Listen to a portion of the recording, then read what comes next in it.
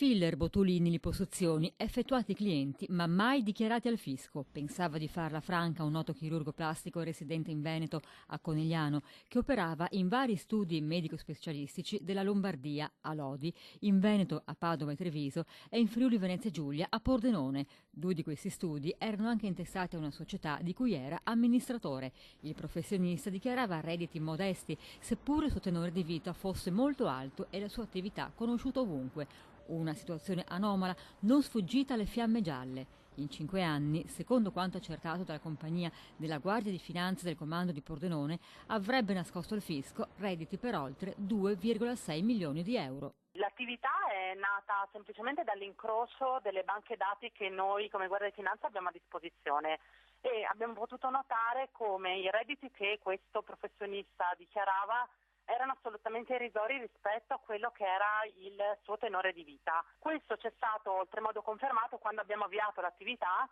perché avendo a disposizione tutta la documentazione di questo chirurgo abbiamo potuto vedere come ingente fosse il volume d'affari che questo chirurgo aveva sottratto al fisco. Quindi noi l'abbiamo denunciato per dichiarazione infedele all'autorità giudiziaria e abbiamo sequestrato a lui 3 immobili di sua proprietà appunto in Veneto. Il chirurgo plastico, amministrando una società che si occupava di commercializzare prodotti dietetici e ormonali, li vendeva direttamente lui ai clienti, nonostante questi potevano essere acquistati solo nelle farmacie. Accertata la vendita di oltre 131.000 prodotti. Il professionista, al quale sono stati sequestrati ben 3 immobili, è stato anche denunciato per esercizio abusivo della professione di farmacista.